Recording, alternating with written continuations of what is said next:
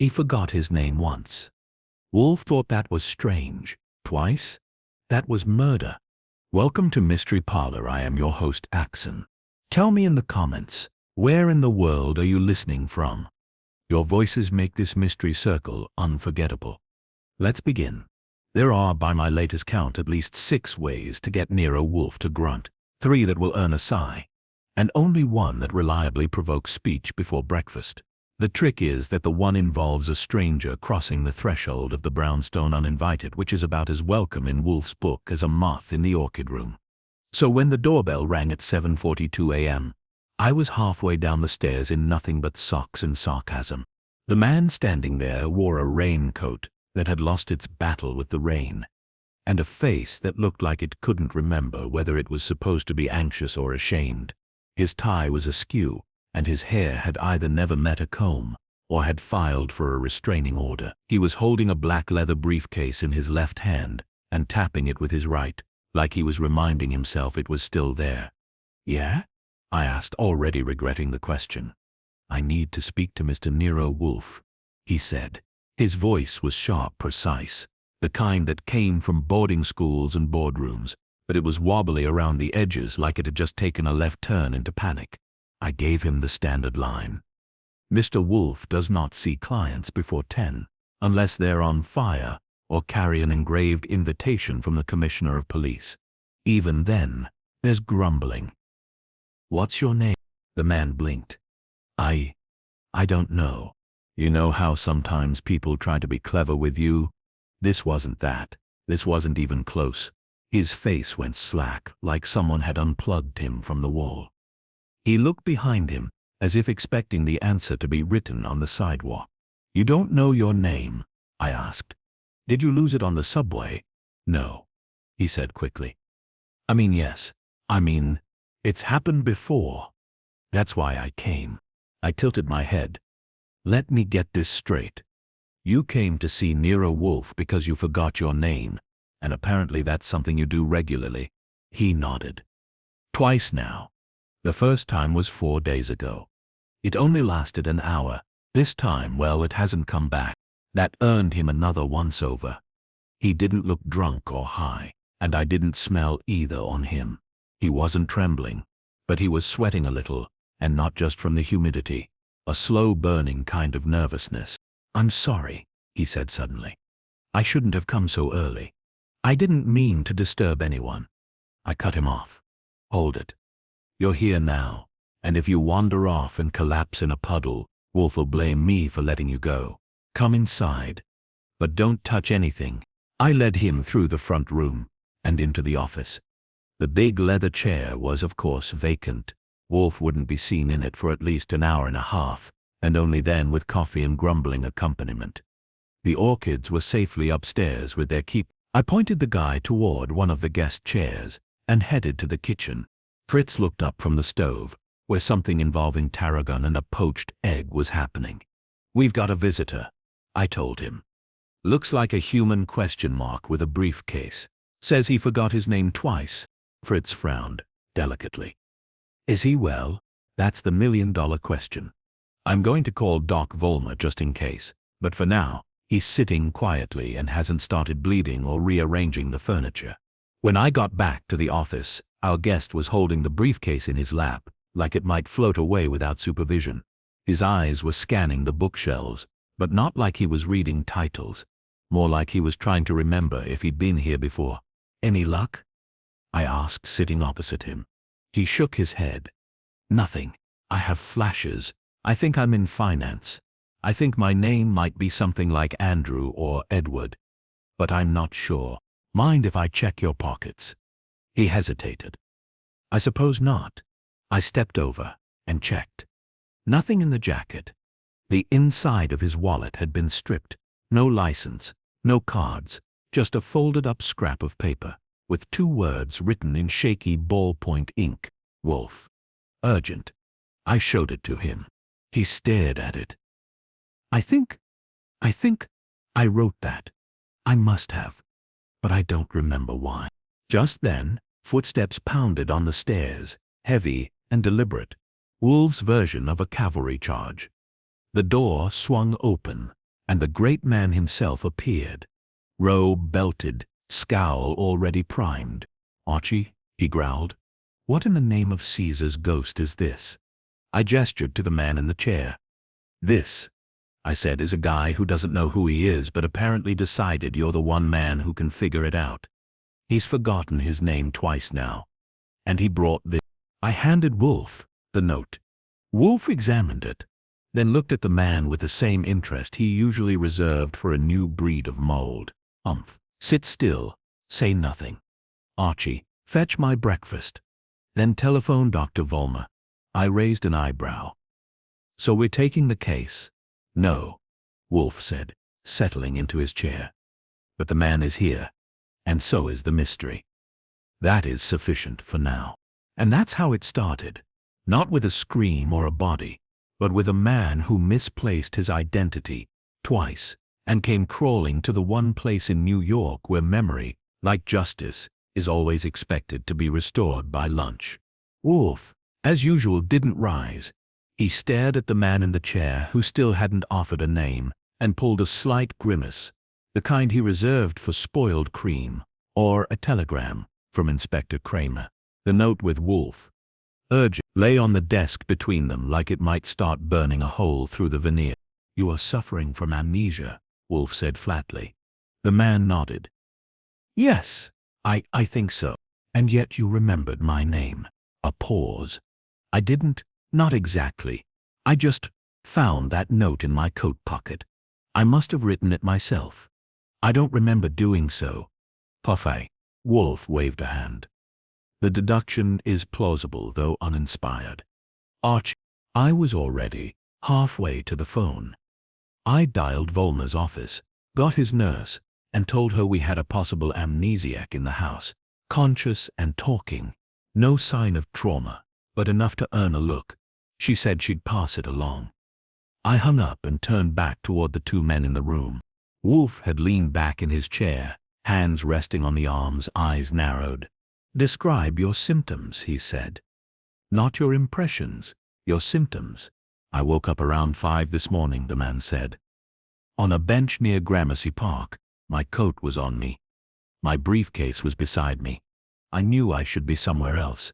I checked my pockets. No wallet, no ID, no phone, just the note. I looked at it and felt urgency. That's all." "You had this episode 4 days ago?" Wolfe asked. "Yes. That one didn't last long. Maybe an hour. I was at work, I think. Someone spoke my name and I couldn't respond. It came back gradually. Any head injury? Illness?" "Not that I know of." "And how did you spend yesterday evening?" The man looked down. "I don't know." I caught Wolfe's glance. It was the glance of a man filing things away, categorizing the uncertainty with the calm irritation of someone who would rather be categorizing orchids. Just then the doorbell rang. Fritz was in the kitchen, so I went to get it. On the stoop stood a tall woman in a trim dove-gray coat, holding a clutch bag in one hand and radiating tension from the other 9 fingers. Her eyes were sharp, the kind that missed very little and forgave even less. "Is he here?" she asked. I narrowed my eyes. "That depends who he is and who you are. My name is Margot Vetter. I'm looking for Charles Peyton. I was told he might have come here." Well, I said. "Come on in." I led her into the office. The moment she saw the man on the chair, her expression changed. She took a step forward, then stopped. "Oh my God, Charles." The man looked up slowly. "I'm sorry. Do I know you?" She closed her eyes. Wolfe didn't move, but I could almost hear the way his brain leaned in. "Yes," she said softly. "I'm your fiancé." Silence. Thick and awkward as cold oatmeal.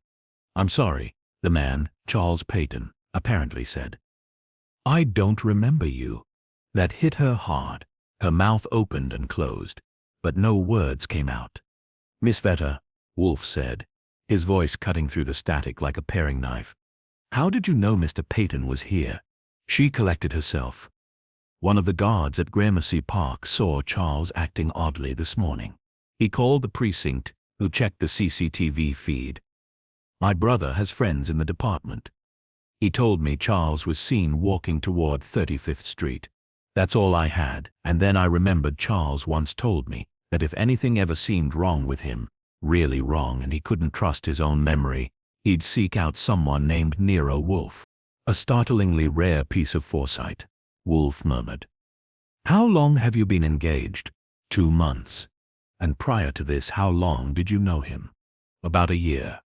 We met at a dinner party hosted by the Lysanders. His firm was handling some kind of merger for one of their companies. Wolfe lifted a brow. Which firm? Stoddard and Bell. They're corporate lawyers. Indeed. Mr. Peyton, do you recall working for Stoddard and Bell? He shook his head, slowly. No. But it sounds familiar. Is he a lawyer? I asked. No, she said. He's a forensic accountant.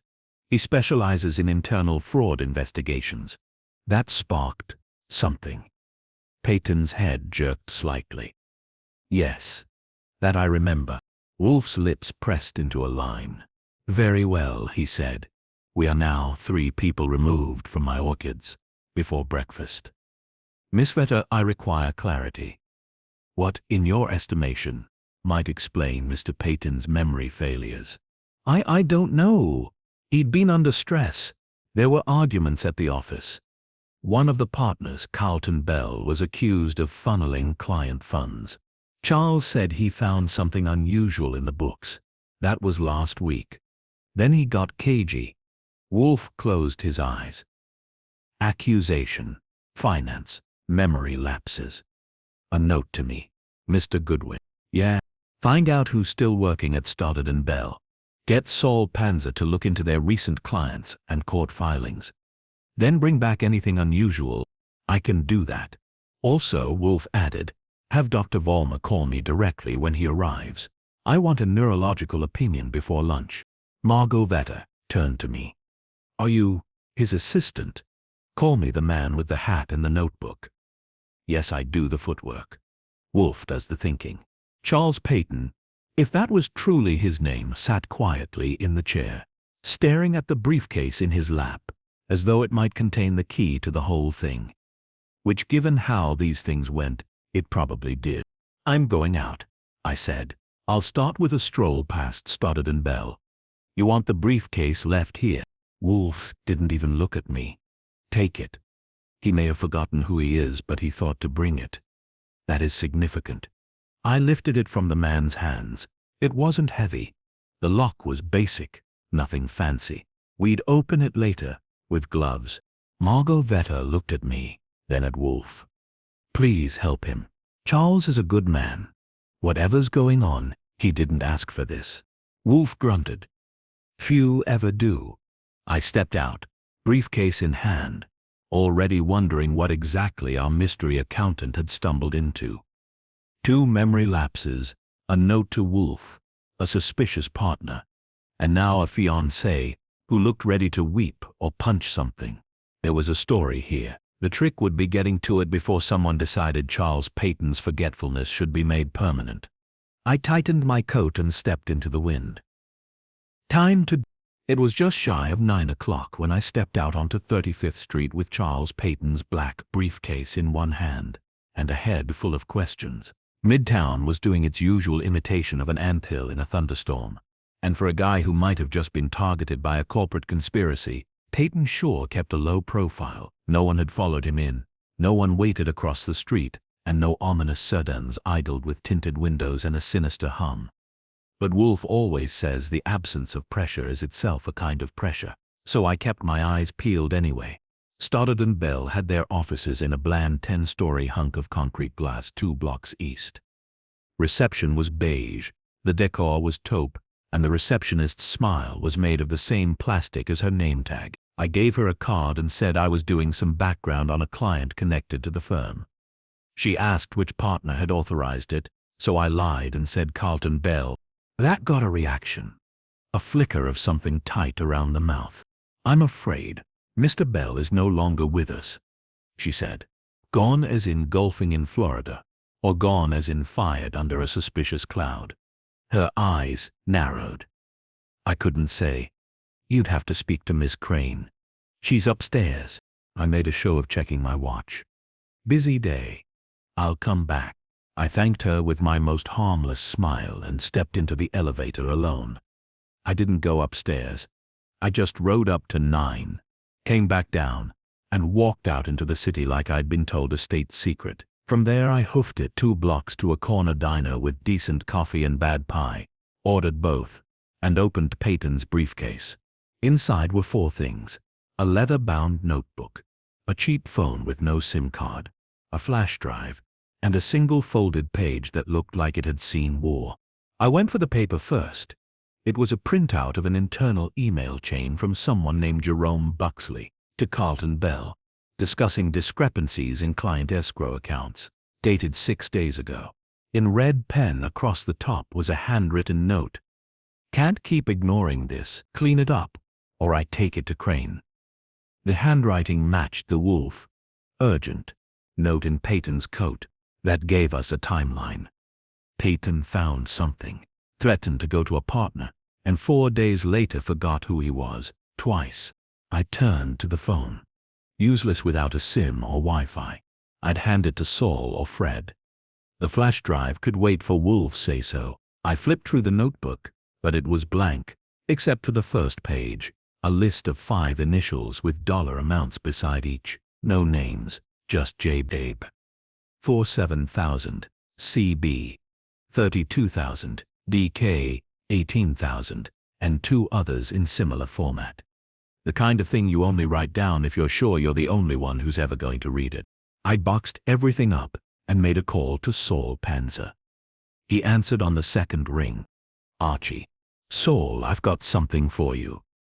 Client's name might be Charles Peyton, forensic accountant. Worked at Stoddard and Bell. He dug up some internal fraud and now he's forgetting his own name like it's going out of style. I need you to dig into the firm, especially Carlton Bell and someone named Jerome Buxley. On it. Also, get me a clean read on Margot Vetter. Says she's Peyton's fiancée. Let's make sure that's not just a new marketing title. 10-4. I hung up and headed back toward the brownstone, my mind turning over possibilities like hot stones in a dry skillet. There was something about the whole thing that didn't sit right. Not just the amnesia, but the way Peyton had managed to drag himself to Wolfe's doorstep like a homing pigeon, with a concussion. If someone was messing with his memory, they were good at it. Too good for coincidence. I got back at 10 past 10. Fritz had opened the windows in the front room to let in the summer air, and the sound of 2 kids arguing over a stick. I stepped into the office and found Wolfe right where I'd left him. Charles Peyton in the same chair, looking only slightly less foggy, and Dr. Vollmer standing beside the desk with a small black bag open beside him. "Ah," Wolfe said without looking at me. "Report." Peyton's briefcase had a notebook, a burner phone, a flash drive, and a printed email exchange about some cooked books involving a partner named Carlton Bell.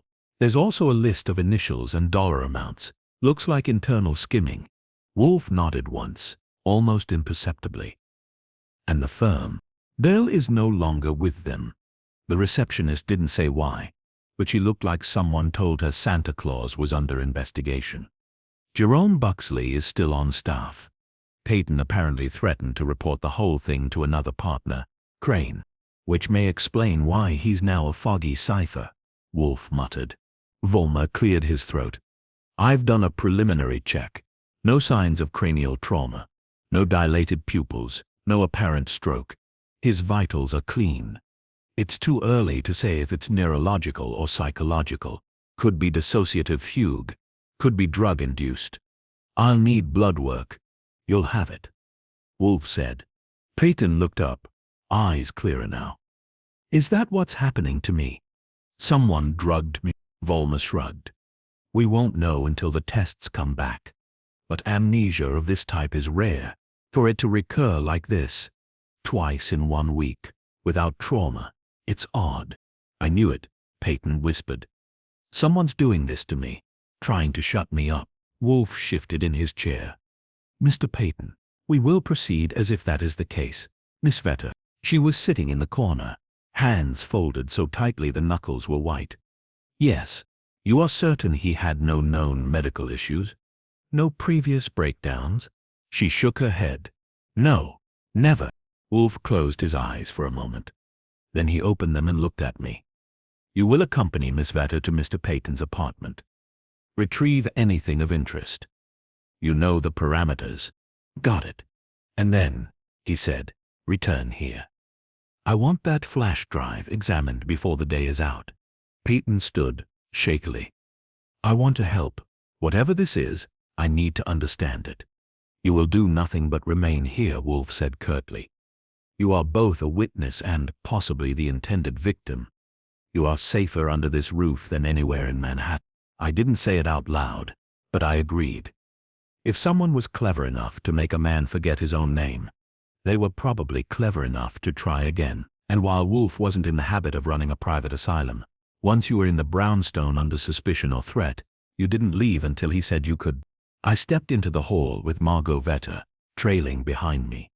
As we reached the door, she stopped and turned. Do you think he'll be all right? She asked quietly. I looked at her. Hard to tell whether the worry was for Peyton or for herself. If Wolfe's on it, I said, he's got the best shot he's going to get. She nodded. I opened the door, and we stepped out into a city that never forgets except apparently when someone needs it to. Margot Vetter lived in a modern high-rise on the Upper East Side that looked like it had been assembled from glass, steel, and ambition. Peyton's apartment was 2 floors below hers, which she assured me was only because he didn't like the view from higher up. I made a mental note of that. Anyone who preferred a view of the building across the street to the skyline was either hiding from something or hiding something. She used her key to let us in, and I gave the place a quick once-over. It was clean, precise, expensive in a quiet sort of way. Dark leather furniture, brushed metal fixtures, art that looked like it cost more than I made in a month, and hadn't been looked at in twice that. The whole place smelled faintly of citrus and control. Margot hovered behind me like an anxious bellhop. He kept everything very organized, she said. There's a file cabinet in the study. I haven't touched anything. Let's keep it that way, I said. Go ahead and make yourself a cup of whatever helps you wait. I won't take long.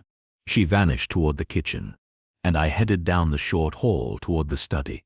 The door was ajar, and the room inside looked like a smaller, more neurotic version of the main living room. More leather, more minimalism, and exactly one photograph.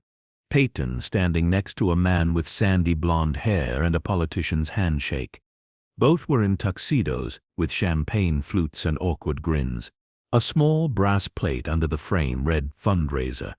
S&B Client Gala. That was one for the Connections column. The file cabinet had 3 drawers. I started with the bottom, because you never trust a man who doesn't try to bury the good stuff, and hit pay dirt on the 3rd folder.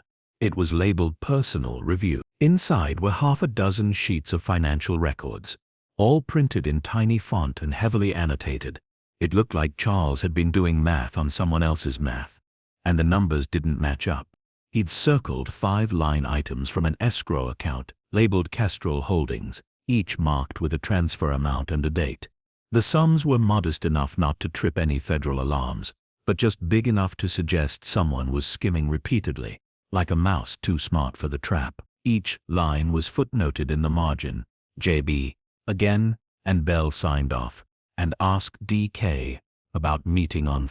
I recognized the initials from the list in the notebook. JB Jerome Buxley, CB Carlton Bell, DK, a new name. Maybe this DK was the 3rd leg of the stool.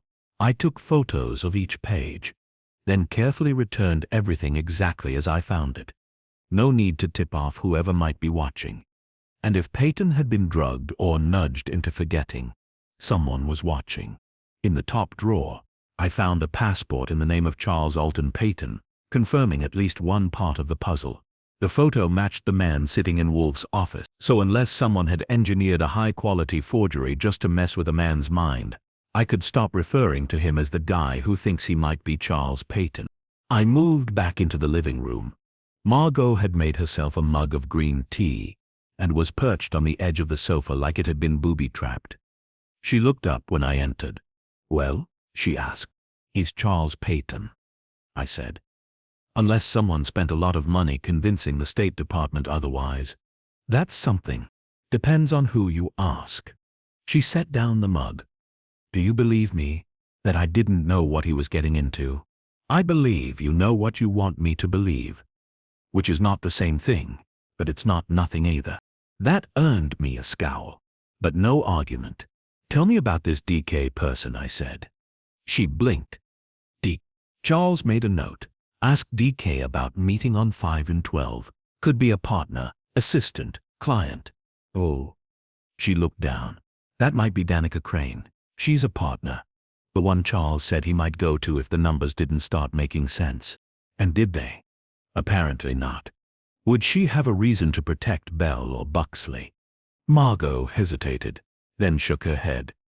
I don't think so. She's sharp. People at the firm respect her, but she's not part of their inner circle. She and Charles weren't close, but he thought she was honest. That made me more suspicious, not less. Honest people in close proximity to corruption tend to wind up sidelined or silenced. I need to get back, I said. Wolfe doesn't like to be kept waiting. Not unless you're sautéing something. She followed me to the door. Archie. Yes? If someone really did this to him, made him forget. I want them stopped, not just caught. Stop. There was steel in her voice now. Good. She'd need it. I caught a cab and made it back to the brownstone at a few minutes past noon. Fritz was preparing something that smelled like it had marinated in garlic's fancier cousin, and Wolfe was still in the office, seated like a general who never needed to march to win a war. Peyton was reading through the financial pages of the Times, eyes scanning the columns like he was hoping his name would appear between the market reports. I filled Wolfe in, word for word. The study, the notes, the fundraiser photo, the financials, all of it. He listened with his eyes closed and his fingers steepled under his chin. When I was done, he spoke without opening his eyes. 3 points, he said. 1. Mr. Peyton suspected a deliberate siphoning of funds and was assembling evidence to prove it. 2. His briefcase and his files both reflect intent to escalate that suspicion beyond his firm. 3. His memory failed at a critical juncture, precisely when that escalation was likely to occur, which points to sabotage. I said, almost certainly. The method is of great interest. Mr. Peyton, he said suddenly, opening his eyes and fixing them on our guest. Do you suffer from any food allergies? No, Peyton said. None that I know of. Are you in the habit of accepting drinks at work functions? Yes. Wine. Mostly. Do you recall any drinks given to you specifically by Bell or Buxley? Peyton frowned. There was, yes. Actually, Bell handed me a drink last week. At a client mixer, said it was something new the caterers had brought in. I only had one. Wolfe nodded once. We shall investigate the event. Archie, call Saul. I want the guest list, caterers, and security footage if available. I was halfway to the phone when the doorbell rang. Fritz answered it, and a moment later, he stepped into the office with a sour look. There is a woman here, he said. A Miss Crane. She insists she must speak with you. Wolfe looked at me. You see? The world has its own gravity. Should I show her in? I asked. By all means, Wolfe said. We've been disturbed this far. Let the parade continue. Danica Crane walked in like she owned half of Lower Manhattan and was getting ready to annex Midtown. Early 40s, sharply dressed, eyes that could cut stone, and a voice like a courtroom verdict. I know this is unorthodox, she began, but I had to come. Charles is missing, and I believe someone in our firm is trying to destroy him. Wolfe gestured toward the chair next to Peyton, who looked up at her like she was both familiar and unreachable. Miss Crane, Wolfe said smoothly, you are precisely on time. Please, proceed. And as she sat, I felt it again, that subtle drop in pressure that Wolfe always talks about. The moment when the game shifts, and everyone at the board realizes they're playing something much more dangerous than they'd planned. Danica Crane didn't sit so much as settle gracefully, deliberately, into the chair, as if it had been engineered for depositions. She crossed her legs, smoothed the hem of her tailored navy skirt, and gave Wolfe a look that suggested she'd heard of him, sized him up, and was still reserving judgment. Wolfe, naturally, didn't notice. Or if he did, he filed it somewhere behind irrelevant. "You said someone is trying to destroy Mr. Peyton," he prompted. "You will now explain." Her eyes flicked to Peyton, then back to Wolfe. "Yes. And I say this knowing full well what it implies about my firm. I believe Charles was investigating irregularities tied to client escrow accounts, particularly those associated with Carlton Bell and Jerome Buxley. I further believe those irregularities may have triggered retaliation." "What form of retaliation?" Wolfe asked. "His sudden absence. Until this morning I hadn't heard from Charles in 5 days. He missed 2 internal meetings, didn't respond to email or phone. That's not like him. That would align with the timeline of his memory episodes," I added. She looked at me. "Episodes?" Peyton answered quietly. "I've lost time, twice, now, first for an hour, then longer. I only know about it because of a note I wrote to myself to come here." Danaka sat back. "My God. Yes," Wolfe said dryly. "Quite." She absorbed that like a lawyer taking bad news from a judge, calm on the surface, calculations beneath. "I came because yesterday," she went on, "someone entered my office after hours. Nothing was stolen, but one of my locked drawers had been disturbed. I keep my review notes in there on the very accounts Charles flagged last month. I filed them privately without circulating copies." "What prompted you to begin reviewing them?" Wolfe asked. "Charles," she said simply. "He left a voicemail 3 weeks ago, asking to meet, said it concerned internal controls, and asked me to keep it discreet. But when I followed up, he was evasive. I assumed he'd been overruled. Now, I wonder, do you still have that voicemail?" I asked. She shook her head. "It auto-deleted after 30 days. I didn't think to save it. Convenient," I muttered. Danica bristled. "If you're implying I'm involved—" "I'm not implying anything," I said. "Yet." Wolfe cut in. "Did you inform anyone of your intention to meet with Mr. Peyton?" "No. Not even the managing partners." "Then whoever searched your drawer was either watching you or intercepting internal communications." "I've considered both."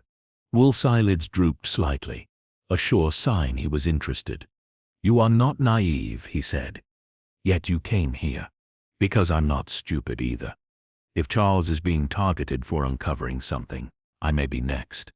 And frankly, I don't trust the firm to protect me." That earned her the rarest thing from Wolfe. A faint grunt of approval. Faint grunt. "I believe," he said, "that you and Mr. Peyton are both in jeopardy. If you have any inclination to help us untangle this, I suggest you act quickly." She reached into her purse and withdrew a slim envelope. "This is a printout of my notes on the escrow anomalies. Names, dates, amounts. You'll see why Charles was concerned." I took it from her and skimmed it. Same account names, same amounts, and the same initials as Peyton's list. JB, CB, DK, and 2 others, LF and S. "Who are these?" I asked. "Leora Finch and Samuel Roselli," she replied. "Junior partners. Both of them had approval authority for some of these transfers." Wolfe stirred. "Miss Crane, I shall require a full list of your firm's recent clients. Those connected to the compromised accounts, and those associated with the aforementioned partners. I can compile that." "You will do so today." She nodded, stood, and reached out to Peyton, who was still watching her with a kind of confused reverence. "I'm glad you're safe," she said. He looked like he wanted to say something, anything, but words wouldn't form. She turned to me. "I'll have the list couriered by this evening. Is there anything else?" "Not unless you want to hire Wolfe officially," I said. "I already did," she said, crisply. "When I walked through that door." Wolfe grunted again. She left without another word, her heels tapping across the floor like a gavel. Peyton slumped back in the chair. "She's right. I remember more now. Small things. Buxley cornered me in the elevator last week. Said I should stop chasing shadows. That the firm protects its own. He was threatening me. You didn't mention this earlier, Wolfe said. I didn't remember until now. I stood and crossed to Wolfe's desk. This is no longer theoretical. We've got at least 3 suspects, maybe 5. We've got tampered accounts, intimidation, and memory lapses that didn't come from stress. Someone drugged him, Wolfe. Or worse. Quite. And if they think he's out of the way, they may move to clean up the rest. Then we must act before they do. The phone rang. I picked it up. Saul. I've got the event guest list, he said. The mixer Peyton mentioned was real, 2 Thursdays ago, hosted by Stoddard and Bell, catered by a small outfit called Loba. But guess what? Don't keep me waiting, Saul. I'm trembling.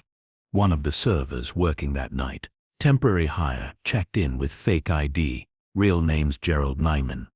Has a sheet for petty drug charges and 2 sealed counts for non-lethal poisoning in Albany, both dismissed.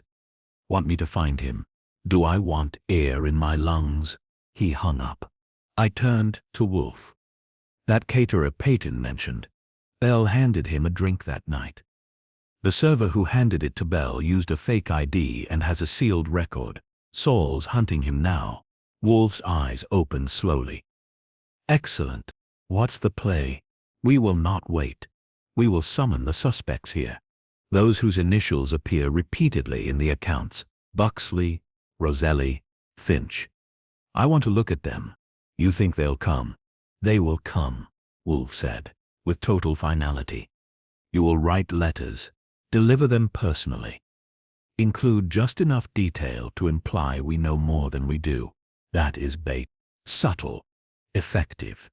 And Peyton. He will stay here, protected, observing. I nodded. I'll start with Buxley. He seems like the type who doesn't like surprises. Excellent. But let us give him one. I left the room, heart thumping in rhythm with the idea that was taking shape. We'd started with a man who forgot his own name. Now we had motives, money, memory manipulation, and a very quiet war inside a very respectable firm. And Wolfe, he was just getting started. By 2:30. That afternoon I was on my way back from hand-delivering Wolfe's letters of gentle summons to 3 of the most nervous, most paper-cuffed suspects ever to shuffle through a midtown law firm. The envelopes were thick, unbranded, and bore no return address. Inside, Wolfe had dictated precisely 1 paragraph, an invitation with just enough information to sound like we already knew everything. Not quite blackmail, but not the sort of note you toss in the bin without losing sleep either. First up had been Jerome Buxley. He worked out of a corner office at Stoddard and Bell, though worked might have been an overstatement. When I arrived, he was lounging at his desk in a dress shirt 1 size too tight, and gold cufflinks shaped like little dollar signs. Subtle, he pretended to be unbothered as I handed him the envelope, but his thumb hovered over the seal longer than it had to. His eyes, pale and twitchy, didn't blink for a solid 5 seconds. What's this? He asked. Something that'll make your afternoon either very interesting or very uncomfortable, I said, tipping my hat. Probably both. Next came Leora Finch. Mid-30s, sharp bob haircut. Armani blazer that screamed, "Don't try me," in a perfume cloud I nearly choked on. She took the envelope with the kind of fingers that had never touched a subway rail, and gave me the once-over like I was there to clean her windows. "Is this about Charles Peyton?" she asked coolly. "You'll find out at 4 o'clock sharp," I said. She didn't blink, just smiled a tight smile, and closed her office door. Samuel Roselli was last. He was the surprise, balding, soft-spoken, glasses like twin magnifying lenses, and hands that fidgeted with his pen as though it were a lifeline. He opened the envelope right in front of me and skimmed it, then looked up like he'd just realized his building was on fire. "Does Mr. Wolfe believe I've done something wrong?" he asked. Voice hushed. "I don't speak for Mr. Wolfe," I said. "But if you didn't, he'll figure that out fast. If you did, well, that gets figured too." By 3:45 I was back at the brownstone. Wolfe was in his office, still planted in the chair, and Charles Peyton was on the red settee under the window, arms crossed tight. He looked better, less washed out, but that tension in his shoulders said the memory fog hadn't quite cleared. I gave Wolfe the rundown. He listened, eyes closed, fingertips together. "Will they come?" he asked. Buxley looked like he was trying to swallow a mouthful of marbles. Finch gave me the frost. "Roselli's either innocent or plays a terrified man. Better than Brando. They'll be here." "Excellent. Fritz has set the chairs. You will remain in the room. Mr. Peyton, I expect you to listen closely. You may not speak unless directly addressed." Peyton nodded. I took my usual seat. Wolfe sighed his pre-conflict sigh and muttered something under his breath about the indecency of disorder. At precisely 4 o'clock, the front bell rang. Fritz, punctual as always, ushered in the trio one by one. Jerome Buxley arrived first. He walked like he owned the air around him and had the waistline of a man who ate stress for breakfast and washed it down with bourbon. He offered a smirk and a brief, "Miss Wolfe," before taking the chair closest to the door, classic move for someone eyeing a quick escape. Leora Finch followed, eyes cool, clutching her handbag like it held something sharper than a compact mirror. She gave Peyton a glance of pure calculation before sitting without a word. Roselli trailed in last, looking like he regretted every career decision that had led him to this exact moment. His palms were damp enough to reflect light. Wolfe let the silence stretch. "I thank you all for coming," he said finally, voice like a velvet guillotine. "You are here because of a concern involving your firm's fiduciary integrity and the condition of your colleague, Mr. Peyton." They all looked at Peyton. Buxley sneered. Finch raised a brow. Roselli blinked furiously. Wolfe continued. "Mr. Peyton has suffered 2 episodes of unexplained amnesia in recent days. Before those episodes, he was assembling evidence of internal fraud, evidence that implicates circumstantially each of you." Buxley leaned forward. "That's outrageous. I haven't done a thing to Charles." "You called him paranoid," Wolfe said. "You told him to stop chasing shadows, did you not?" Buxley's mouth twitched. "I may have." "You did," Finch cut in. "Let's say for argument's sake that Charles was looking into financial discrepancies. That's within his role. But internal transfers happen all the time, and not all of them are sinister." Wolfe opened a drawer and removed the printout Danica Crane had left. He passed it to me, and I handed it to Finch. "These are not routine," Wolfe said. "They reflect a pattern. 5 individuals, 5 initials, repeated across multiple accounts, with amounts transferred in such a way that no single transaction would raise flags, but collectively they suggest siphoning, embezzlement to be precise." Roselli was visibly sweating now. I don't understand how my name's involved," he stammered. "I only approved 1 transfer from Kestrel. That was weeks ago." "Indeed," Wolfe said, "and yet your approval connects you to a pattern. Perhaps inadvertently." Buxley snorted. "You've got nothing. This is just smoke." "Is it?" Wolfe turned to Peyton. "Mr. Peyton, please tell Mr. Buxley what you wrote on the note you left in your coat." Peyton hesitated, then spoke. "I wrote, 'Wolfe. Urgent.' Because I couldn't trust myself to remember." "Why Wolfe?" Finch asked. "Why not the authorities?" "Because," Wolfe said for him. Mr. Peyton knew something he could not yet prove, and feared that the means by which he would be silenced would not be physical, but psychological. His memory was tampered with. Deliberately. "This is not theory. We have identified a server at the firm's mixer event with a criminal record for poisoning." He handed Mr. Peyton a drink procured by Mr. Bell. Dead silence. Roselli broke first. "I didn't know anything about that. I swear. I thought they were bonuses, little informal rewards." "Who?" Wolfe asked sharply. Roselli froze. He looked at Buxley. "Jerome. He said they were signed off by Bell, that the transfers were harmless." Buxley stood. "You little weasel." "Sit," Wolfe said. And he did. As if the command had weight. "Miss Finch?" Wolfe asked. I never approved anything without the proper sign-offs, she said, but there was a crack in her armor now. If someone used my login, I had no knowledge.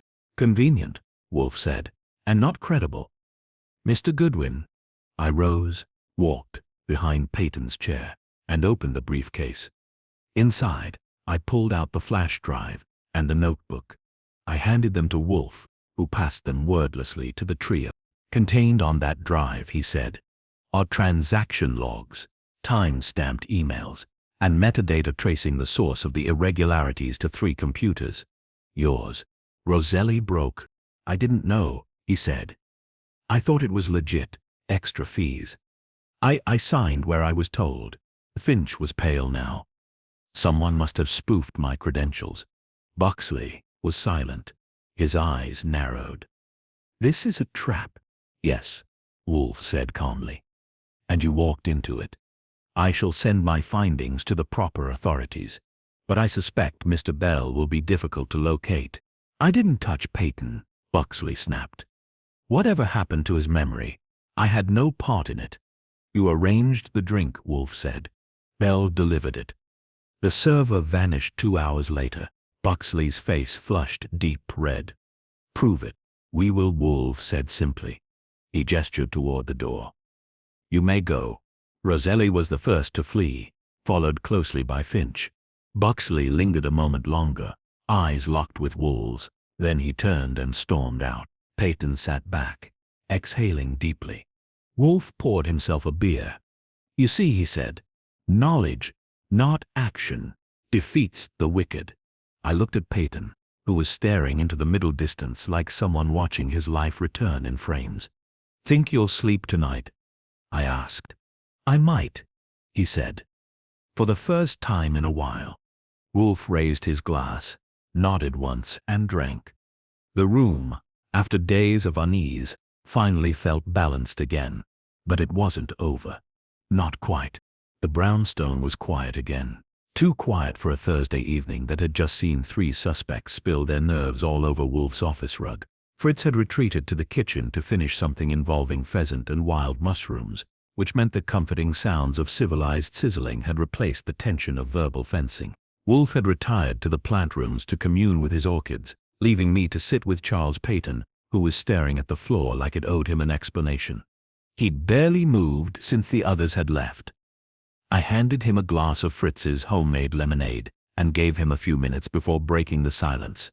You did good in there, I said. Held it together. Not easy considering one of your colleagues tried to erase you with a cocktail. He took a slow sip, then set the glass down with a clink. It's still not all back. My memory. Some pieces are clear, others are foggy. Like watching an old movie with missing reels. That's the kind of thing Wolfe calls good enough for now. You remembered the threat. You remembered where to come. That's more than most. I still can't believe it was Buxley, he said.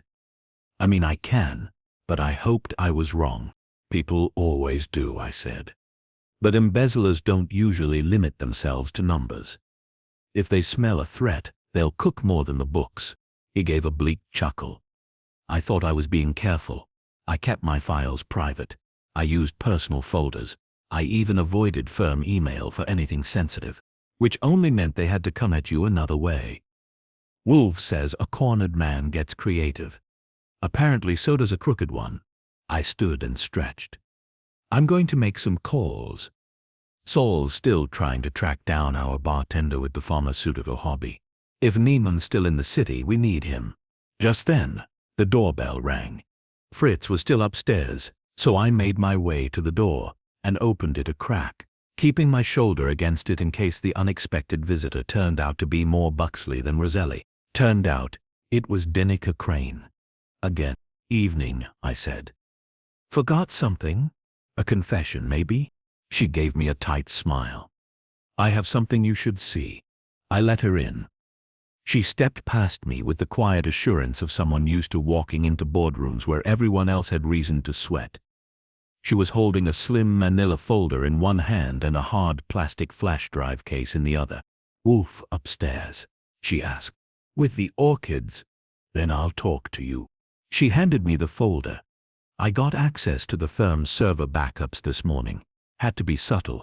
Our IT team logs every access, so I borrowed a senior associate's credentials. These are emails sent between Carlton Bell and Buxley, copied to Leora Finch over the past 3 months. They used coded language, but once I compared it to Peyton's financial annotations, it lines up. I opened the folder. Inside were printed emails, with subject lines like lunch meeting Q3, revised forecast numbers, and schedule shift pending approval. The contents were bland to the point of parody, until you read them with a ledger in hand. Every lunch referenced a transfer date. Forecast meant amount. Approval meant which junior partner was nudged into authorizing the move. Subtle, I said. They thought so too. She handed me the flash drive. Encrypted files, but the password was in one of the emails. They reused it, Caspian 1967. Probably a shared reference. Maybe Bell's yacht. I pocketed it. Wolfe will want to see all of this. She nodded, then glanced toward the office where Peyton still sat, unmoving. How is he? He's upright, talking, eating. That's progress. She sighed. When I saw him last week, I knew something was off. His eyes weren't focused. He was sweating in a meeting, couldn't follow the discussion. I thought it was burnout. I didn't realize. Most people don't, I said, until the lights go out entirely. She didn't say anything to that. Just turned and started for the door. Hey, I said, stopping her. You going back to the firm tomorrow? She hesitated. Yes. Be careful. Finch and Roselli might play dumb, but Buxley's another matter. He knows the hammer's coming. I can handle myself. I don't doubt it.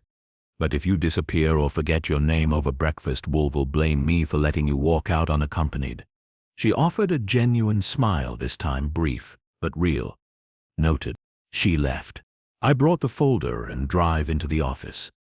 Peyton looked up. More evidence? He asked. Enough to make Wolfe smile, I said. Which, if you've seen it, is not unlike spotting a comet. Rare, a little unsettling, and likely to precede major events. I set everything on Wolfe's desk and rang for him upstairs. 10 minutes later, he descended like a man preparing to address a tribunal. Calm, fed, orchid-satisfied. He read through the email, said 3 times and tapped a finger on the flash drive case. Open it, he said. I used Wolfe's secure laptop. The password worked, and inside were 6 spreadsheets titled innocuously, Client Q3, Compliance Check, Sundry Transfers, etc. But the contents made it clear this was a private ledger system. Off-the-books records of siphoned funds, mapped by date, approval initials, and recipient accounts. One folder was labeled Exit Strategy. Wolfe leaned back in his chair and closed his eyes. Buxley and Bell, he said softly. A 2-man siphon, Finch complicit, possibly to a lesser degree. Roselli, a pawn. Peyton, a threat. The pattern is clear. The means, clearer still. Shall I call Inspector Kramer? I asked. In the morning. Tonight. We observe. Observe what? Behavior, Wolfe said. Those who are cornered often misstep before capture. I am curious whether Mr. Buxley will attempt escape or retaliation. I glanced at Peyton.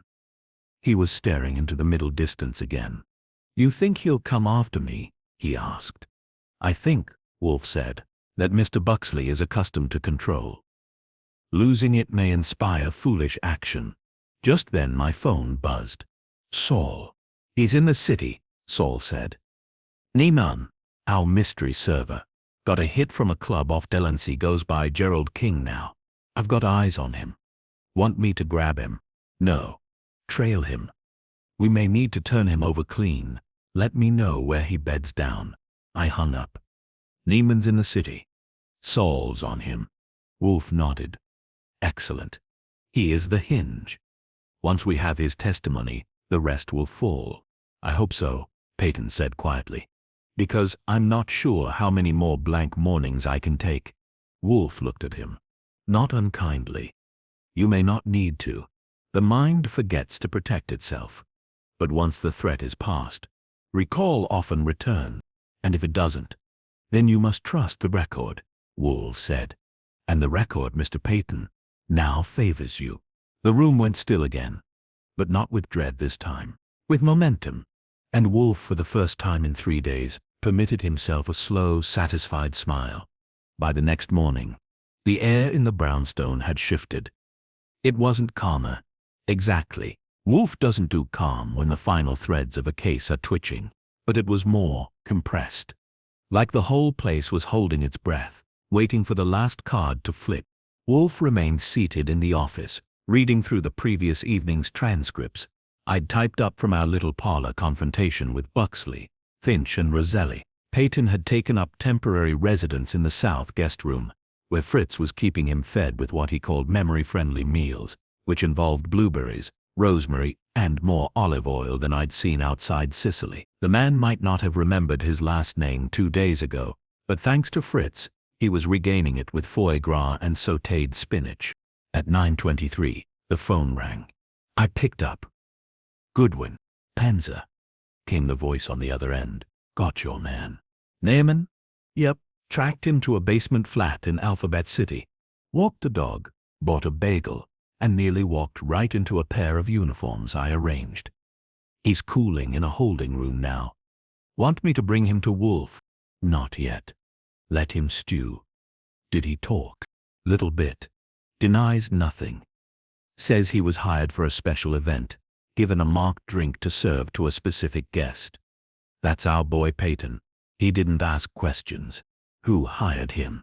Someone, through a third-party gig agency, fake name, paid cash. But Neiman's not stupid. He recognized the guy in the crowd later, identified him as Carlton Bell. That perked me up. Bell still in town? Looks like it. I've already got Fred Durkin scanning financial hotels, rental spots, and private car services. Nice work, Saul. Keep Neiman comfy, but contained. We'll let Wolfe decide when to squeeze. I hung up and turned to the boss. Bell's still around. Neiman's in custody. He says Bell paid him to serve Peyton a doctored drink. Hired through a shell name. Wolfe grunted.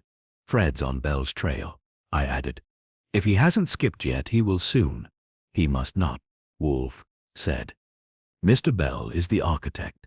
Buxley is merely the engine, and Roselli, an uninspired pawn, Wolfe said. He will fold under official inquiry. Should I call Kramer? Soon, Wolfe said. We must first complete the tableau, which meant bring them all together, one last time. Wolfe's version of curtain call. I made the calls. By noon, the brownstone had 4 additional guests, plus one we didn't expect. First through the door was Jerome Buxley, teeth clenched behind an oily smile. He didn't bother with pleasantries, just stalked into the office and planted himself in the same chair he'd nearly boiled out of yesterday. Next came Leora Finch, wrapped in another designer coat and enough perfume to stun a goat. She sat as far from Buxley as the furniture allowed. Then Roselli, looking like he hadn't slept, shaved or breathed deeply in 24 hours. Danica Crane followed, crisp and silent, nodding once toward Peyton before sitting opposite him. She'd brought more papers, which Wolfe didn't even look at. He gestured for her to hold them, but it was the final arrival who made the temperature in the room drop. Carlton Bell. He walked in like he still owned the firm, the block, and possibly a minor principality in the Alps. Expensive coat, even more expensive shoes, and a smirk that didn't quite reach his eyes. He paused when he saw Peyton, but said nothing. Mr. Bell, Wolfe said, I must commend your daring to return. Bell's smirk twitched. It's always best to face one's accuser, isn't it? Indeed. Though in your case the list of accusers is rather long. Bell gave a theatrical shrug. So I hear. Wolfe adjusted himself slightly in his chair, not enough to look busy, but enough to look done waiting. Let us proceed, he said. All of you are here because a man nearly lost his identity due to your combined indifference, cowardice, or greed. Mr. Peyton attempted to report a criminal fraud within your firm, a fraud orchestrated by you, Mr. Bell, with the willing assistance of Mr. Buxley, the implicit cooperation of Miss Finch, and the bureaucratic blindfold worn by Mr. Roselli. Roselli squirmed. Finch's lips tightened. Bell gave a small, amused cough. "This is colorful, but—" "Silence," Wolfe snapped. It was not loud, but it stopped Bell like a slap. "You arranged the misappropriation of client funds into intermediary holding accounts," Wolfe continued, using internal approval chains and routing slips, altered just enough to avoid detection. When Miss Peyton began tracing the discrepancy, you authorized a crude but effective suppression method, a drug-laced drink delivered at a firm event to render his mind unreliable. Wolfe paused, allowing the room to absorb that. In the aftermath, he went on, Mr. Peyton's memory failed, twice, but unfortunately for you, his instincts did not. He wrote himself a note. He came here, and we followed the threat. Bell said nothing. His eyes, however, flicked once to Buxley, who did not return the glance. "We now possess," Wolfe said, "the original financial logs, altered internal communications, and testimony from the man you hired, Gerald Nyman, who has positively identified you. Your network is unraveled." He turned to Peyton. "You, sir, were intended to vanish, not through violence but through unreliability. Your memory loss was to undermine your credibility, but instead it led to your vindication." Bell stood. "You have nothing admissible." Wolfe smiled. "You are mistaken," he said. "Mr. Goodwin." I nodded and opened the office door. Two officers stepped in, courtesy of Inspector Kramer, who had been listening from the front room since 11:45. He gave Bell a nod. "Carlton Bell," Kramer said. "You're under arrest for conspiracy, embezzlement, and attempted tampering with a witness. You can talk to your lawyer after we catalog your hard drives." Bell opened his mouth, then closed it. His smirk was gone. Roselli sank into his chair. Leora Finch stood and muttered, "I want immunity. I'll cooperate." Buxley didn't move. As the officers led Bell out, Wolfe finally let out a long, slow breath. "Miss Crane," he said, "I advise you to appoint outside counsel. Your firm will not survive this. But you—" She nodded once. Her composure never cracked. The room slowly emptied, until it was just Wolfe, Peyton, and me. Peyton looked dazed. "It's over." "For them," Wolfe said. "For you it begins again." "Will I remember everything?" "Likely," Wolfe said. "Now that the fear is removed." Peyton nodded slowly. "Thank you." Wolfe closed his eyes. "I require no gratitude, but I would like peace and quiet before dinner." Peyton stood. "You'll have it." I saw him to the door, and for the first time he didn't look over his shoulder. He walked into the city like a man with his name back. I returned to the office. Wolfe opened one eye. "A man's memory," he said, "is a fragile but persistent ledger. Tamper with it, and you may hide a crime, but you cannot erase it." "Not completely." He closed his eye again. "Dinner at 7, he added. And with that, the brownstones settled once more into silence, the kind that only comes after justice has been served. The orchids are fed, and Nero Wolfe has had the last word. The brownstone had returned to its natural state, quiet, insulated, and orderly. Outside, the world roared, headlines speculated, partners panicked, and Carlton Bell sat in a holding cell cursing whatever moment had convinced him he could outsmart a man who never left his chair. Inside, Wolfe reclined in his oversized office throne, eyes closed, hands steepled, a faint aroma of roasted garlic and thyme drifting in from the kitchen. The case, by all accounts, was closed. But Wolfe's eyes didn't stay shut long. He opened them around 6:15, precisely 10 minutes after Fritz had announced dinner would be delayed due to a soufflé that had risen too aggressively. Wolfe took this as a personal affront, though he said nothing.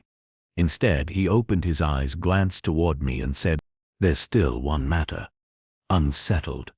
I put down the Gazette, where a photograph of Carlton Bell, hood up, eyes down, was buried beneath the headline "Prominent Lawyer Behind Elaborate Fraud Ring Drug Plot." "What's that?" I asked, though I had a feeling where this was headed. Wolfe reached out with his index finger and tapped the envelope sitting on his desk. The same envelope Danica Crane had left the previous morning, containing her typed annotations, cross-referenced logs, and a cover sheet listing every internal transfer Peyton had flagged. "This document," he said, "demonstrates intelligence, initiative, and risk." I waited. Wolfe never said 3 nouns in a row unless he intended to assign someone a medal or suspicion. "And?" I prompted. "And Miss Crane's role in this affair," he said, "remains more ambiguous than she would like us to believe." That got my attention. "You think she was in on it?" "No," Wolfe said. "I think she was too smart not to be." I leaned back. "You're saying she saw it, suspected it, and chose to ignore it until Peyton's collapse forced her hand?" "Precisely." He closed his eyes again, but only for a moment. "Not criminal," he said, "but morally compromised. She gambled that proximity to the perpetrators would keep her safe, that she could remain adjacent to fraud without absorbing its stain. She did bring us the final pieces. When doing so became inevitable," Wolfe replied. Bell was already exposed. Buxley had fumbled. Neiman had been located. Miss Crane merely chose the moment least inconvenient to appear noble. "That's a little harsh even for you." "No," he said softly. "It is merely accurate." I sat in silence for a moment, considering that. "Then what do you want to do about it?" "Nothing," Wolfe said. "Nothing? She will pay the appropriate price. Professionally, reputationally. She will be held to account by her industry and her conscience. If that proves insufficient, the law will find her eventually. I do not require a role in it." That was Wolfe's version of closure, cool, clean, and stripped of theatrics. The front bell rang at 6:28. Fritz was still negotiating with his soufflé, so I answered. Margot Vetter stood there, raincoat unbuttoned, eyes sharper than I remembered. She stepped inside the threshold before I could say a word. "I'm here for Charles," she said. I raised a brow. "He's not here." "What?"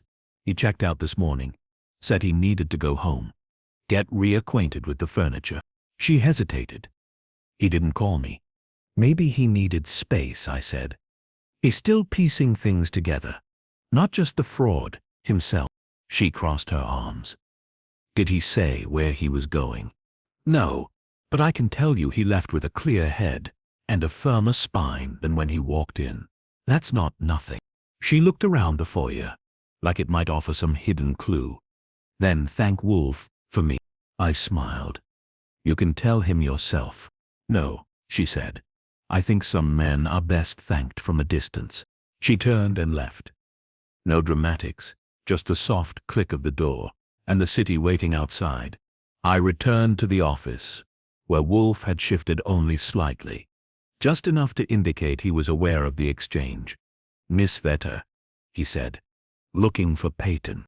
She will not find him quickly, because he no longer belongs to that world. He was part of a structure built on deception, and when the walls collapsed he crawled out through the rubble. Men do not return to that willingly." I folded my arms. "You don't think he'll go back to the firm?" "There is no firm to return to. Stoddard and Bell will fracture under the weight of its scandal. Miss Crane may salvage a fraction, but Peyton will not be part of it. And what will he be part of?" Wolfe opened one eye. "Whatever he chooses, that is the only compensation offered by justice." Fritz arrived then, proudly announcing that the soufflé had de-aggressed and was now worthy of consumption. We moved to the dining room, where the table had already been laid with bone china and a bottle of the 209 Klostertat. Wolfe's idea of consolation for moral injury. Over dinner, Wolfe was unusually silent. Not brooding, just thoughtful. I didn't press. He'd played his part, outwitted the crooks, exposed the scheme, restored a man's mind and name. But he wasn't gloating, which told me he wasn't quite finished. As we reached the last course, a poached pear, with honey and saffron, Wolfe finally spoke. The choice, he said, between truth and survival is one every thinking man faces. Mr. Peyton chose truth and was nearly destroyed. Miss Crane chose survival and nearly lost her integrity. One must hope they each understand the price. He sipped his wine. Justice, he said, is not always clean, but it must always be clear. And that, from Wolfe, was as close as it ever got to a sermon. I leaned back in my chair, the taste of pear lingering, and thought of Charles Peyton walking into our office with no name and a briefcase full of ghosts, and how, piece by piece, we'd given him both back, his identity and his memory. Wolfe stood and nodded toward the hallway. I will retire, he said. The orchids require misting. Don't we all? I muttered. He left, and I remained in the dining room a little longer, listening to the quiet. Outside, the storm of headlines would rage for days, but inside the brownstone, the storm had passed, and dinner had been served. By the next morning, Manhattan had entered its predictable post-scandal mode, dignified panic. The financial pages led with fallout from the collapse of Stoddard and Bell, and Peyton's name was already appearing in soft focus, a whistleblower suffering from brief but alarming neurological symptoms, according to the Ledger. The tabloids, less tactful, had dubbed him the man who forgot to commit a crime. Wolfe, of course, refused all calls from reporters, including one from a particularly insistent woman claiming to be writing a book called Fraud, Finance, and Forgetfulness. When I read her credentials aloud, Wolfe didn't even open his eyes. He merely said, "Send her a chrysanthemum, and my regrets." We hadn't heard from Peyton directly since he'd left the brownstone. And Wolfe hadn't asked me to pursue it. That was his way. Once a man walked out under his own power, physically and intellectually, the case was over. Tidy minds, tidy exit. But I wasn't quite ready to shelve this one. So around noon, I did something Wolfe didn't particularly like. I went off script. I hopped a cab to the address I'd lifted from Peyton's client records during my earlier search, the place he'd called home before the whole nightmare had begun. It was a small brownstone of his own, down near Gramercy. Nothing fancy, but with clean lines, 2 planters out front, and curtains that suggested someone inside still believed in privacy. I rang the bell. Twice. No answer. I was halfway down the steps when the door opened. Peyton stood there holding a mug of coffee and wearing a sweater that had seen better years, but he looked solid, whole, like a man who'd stared down chaos and decided it didn't suit his decor. "Archie," he said. "Didn't expect you." "That makes 2 of us," I said. "Mind if I come in?" He nodded and stepped aside. The apartment was just as clean and deliberate as the man. Books in neat stacks, no television, a desk in the corner with financial ledgers beside a small photo of his parents. I noticed a new item on the desk, a slim leather notebook, freshly opened. "You writing it down?" I asked. He smiled faintly. "Trying, figured I'd better get it all on paper before it fades again. Though, truthfully, the fog's gone. I remember everything now, even the note to Wolfe." He nodded. "That came back first. That and a glass of wine, with a bitter aftertaste. Neiman's in custody, and Bell's going to be locked down for a long time." "Good," Peyton said, sipping his coffee. "You know the funny part? I never even intended to make trouble. I just couldn't square the numbers. Once I saw what they were doing, I thought maybe I could nudge them back into line. Whisper to the right partner. Get it handled internally. You whispered to the wrong partner." "I didn't whisper, I hesitated. That's what let them get ahead of me. Maybe. But you didn't stay quiet. That counts for something." "I suppose it does." I leaned against the arm of a nearby chair. "So what now? You taking time off? Moving upstate? Changing your name again? This time on purpose?" He chuckled. "No, I'll stay. But I won't be going back to accounting." I blinked. "You're quitting." "I've spent 10 years measuring risk for other people. This time I didn't measure well enough. I trusted the numbers more than I trusted my instinct. That almost cost me everything." "So what'll you do?" "I don't know. Something honest. Maybe teach, maybe consult. I just know I can't go back to staring at spreadsheets while wondering who's laundering the decimal points. I gave a low whistle. That sounds suspiciously like self-respect. He looked out the window for a long moment. Wolfe, he said quietly, he doesn't say much, but when he does, you listen. Tell me about it. He told me memory is a ledger. It is, and lucky for you, yours balanced. He smiled. Tell him, thank you, for everything. I will, I said, standing. He won't acknowledge it, but he'll be pleased. As I turned to go, he added, tell Fritz too. Whatever he fed me, it helped. That was probably the rosemary, I said, or the duck liver. Maybe both. I left him there, a man rebuilding his life one entry at a time, in ink instead of silence. Back at the brownstone, Wolfe had resumed his post in the office. A volume of Seneca open on the table beside him. Fritz had brought in the midday beer, a pale Belgian that Wolfe claimed aided digestion and moral philosophy. He looked up as I walked in and raised an eyebrow. You absconded, he said mildly. I visited Peyton. Unnecessary. Possibly. But useful. He grunted. How is he? Writing. Remembering. Human again. Good, Wolfe said. Then the ledger is closed. Not entirely, I said, and handed him a slim manila envelope. Peyton's final token, a copy of his original notebook, annotated now, full of timelines and reconstructed conversations, his way of saying thanks without words. Wolfe opened it, skimmed the first page and set it aside. He said. You know, I said, for a guy who almost disappeared, he's walking out of this stronger than most people who never lost anything. Adversity is a crucible, Wolfe said. Some evaporate, others clarify. He stood, rare for that hour, and walked to the window, peering through the blinds at the street below, where a pair of delivery men were arguing about a dolly. I despise memory loss, he said. It is an affront, like a wine gone flat. But its return, that is something worthy of attention. I sat down at my desk, opened the drawer, and added Peyton's file to the archive. Another page in our peculiar record book. No murder, no gun. Just ambition, betrayal, and one man's mind briefly turned into fog. Wolfe turned back toward me. You did well, Archie. That stopped me. Wolfe rarely handed out compliments unless someone died, or the souffle rose on schedule. Thanks, I said. You weren't too bad yourself. He ignored that. Fritz, he called out. We'll dine at 7. Truffled polenta, and the rest of the closed detach. Fritz's voice floated back.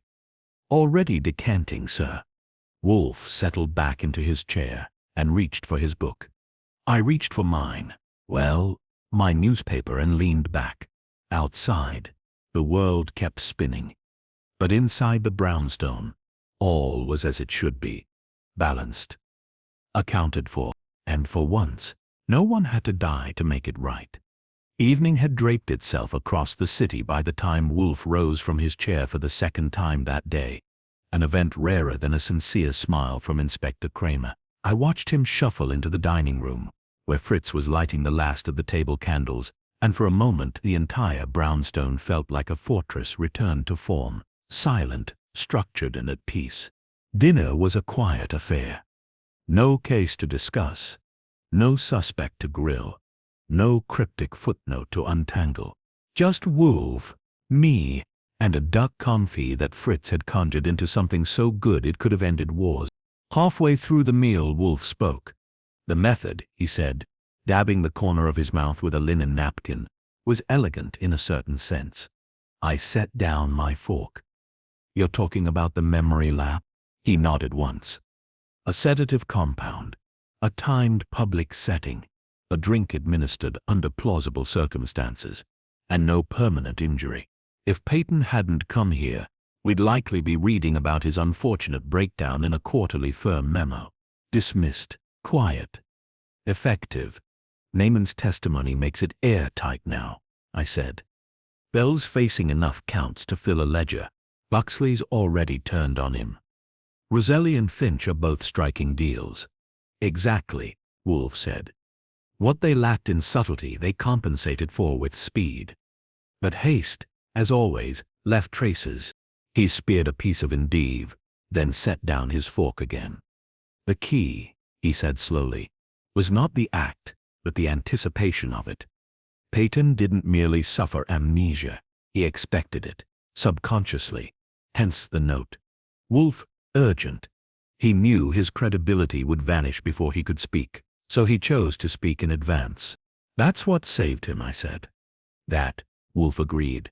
And the fact that he came to me instead of the law, that wasn't arrogance, at least not entirely. Wolfe's ego is as well fed as the man himself, but he wasn't wrong.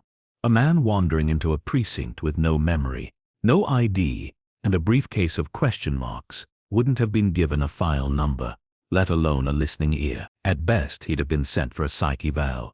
At worst, back into the city with a pat on the shoulder and a pamphlet. Wolfe, in contrast, had opened a case from 3 words on a scrap of paper. I leaned back and studied him, wineglass in hand. So, I asked, what sticks with you on this one? No blood, no body count, just a man almost erased with a handshake. Wolfe considered. It is the proximity to ruin that lingers. Peyton came within inches of losing not only his livelihood, but his selfhood. There is no prison so complete as the inability to name oneself. That's poetic. It is fact, he said. And a reminder that justice, if it is to mean anything, must operate not just in punishment, but in preservation. We finished dinner in quiet, letting Wolfe's words sit between us like the final period in a well-balanced sentence. Later that night I stepped into the office to close out my notes. The file for Peyton Charles A. sat neatly in the cabinet, flanked by more dramatic tales, murders solved, betrayals unmasked, and reputations crumpled like old newspapers. But something about this one clung. Maybe it was the idea that a man could be erased without ever being touched, that a mind could be manipulated not with violence, but with chemistry and pressure. Maybe it was the way Peyton had held on barely, blindly, and still reached the right door. Or maybe it was the simple truth Wolfe had spoken. To name oneself is everything. At a little past 10 I heard Wolfe call from upstairs. Arch, yes sir, I will not rise early tomorrow. Inform Fritz. Got it. And no calls before 10.